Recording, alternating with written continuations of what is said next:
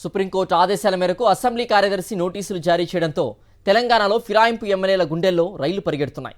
అయితే తమని నమ్ముకుని పార్టీ మారిన వారిని కాపాడుకునే బాధ్యత తమదేనని కాంగ్రెస్ నాయకత్వం భరోసానిస్తోంది. న్యాయపరంగా బీఆర్ఎస్ నుంచి కాంగ్రెస్లో చేరిన 10 మంది ఎమ్మెల్యేల తరఫున గట్టిగా వాదించడానికి మంచి న్యాయవాదిని పార్టీయే ఏర్పాటు చేస్తుందని నాయకత్వం ధైర్యం చెప్పింది. అయితే చివరకు సుప్రీంలో ఎటువంటి తీర్పు వస్తుందోనని ఫిరాయింపు ఎమ్మెల్యేలు లోలోన కంగారు పడుతున్నారు.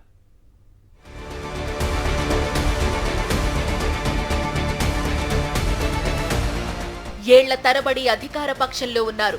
గత అసెంబ్లీ ఎన్నికల్లో బీఆర్ఎస్ అధికారాన్ని కోల్పోయింది. అంతే, అధికారం లేకపోతే ఉక్కిరి బిక్కిరైపోతామని కొంతమంది ఎమ్మెల్యేలు భావించారు. అటువంటి వారికి కాంగ్రెస్ నాయకత్వం కన్నుగీటింది. అంతే, ఏమాత్రం ఆలస్యం చేయకుండా దశల వారీగా 10 మంది కారు పార్టీ ఎమ్మెల్యేలు కాంగ్రెస్ పార్టీలో చేరిపోయారు.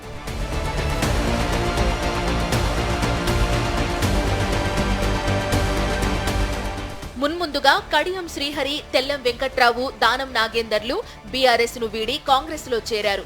ఆ వెంటనే ఈ ముగ్గురిపై ఫిరాయింపు నిరోధక చట్టం కింద అనర్హత వేటు వేయాలని బీఆర్ఎస్ నాయకత్వం శాసనసభ స్పీకర్ ను కోరింది. స్పీకర్ స్పందించకపోవడంతో హైకోర్టును ఆశ్రయించారు. అక్కడ వ్యవహారం తెమలకపోవడంతో సుప్రీం గడప తొక్కింది గులాబీ పార్టీ నాయకత్వం.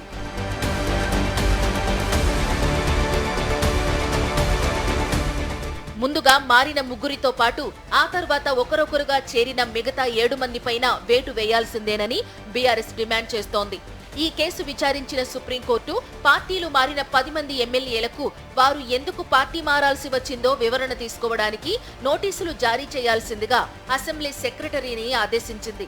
సర్వోన్నత న్యాయస్థానం ఆదేశాలతో అసెంబ్లీ కార్యదర్శి 10 మంది ఫిరాయింపు ఎమ్మెల్యేలకు నోటీసులు జారీ చేశారు. దీనికి ఎలాంటి వివరణ ఇవ్వాలో తేల్చుకునేందుకు ఫిరాయింపు ఎమ్మెల్యేలు ముఖ్యమంత్రి రేవంత్ రెడ్డి సలహాదారు వేం నరేందర్ రెడ్డితో భేటీ అయ్యారు.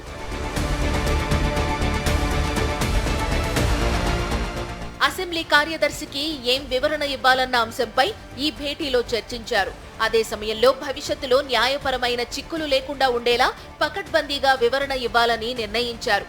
ఈ క్రమంలోనే తమను నమ్మి కాంగ్రెస్ లో చేరిన 10 మంది ఎమ్మెల్యేలను కాపాడుకోవాల్సిన బాధ్యత కాంగ్రెస్ పై ఉందని వేం నరేందర్ రెడ్డి వారికి ధైర్యం చెప్పారట.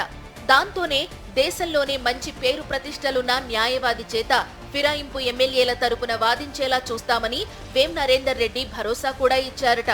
తాము ఏం వివరణ ఇచ్చినా అంతిమంగా బంతి సుప్రీంకోర్టులో ఉండడంతో తీర్పు తమకు వ్యతిరేకంగా వస్తే ఎలాగా అన్న ఆందోళన ఫిరాయింపు ఎమ్మెల్యేలకు కంటి మీద కునుకు లేకుండా చేస్తోందంటున్నారు.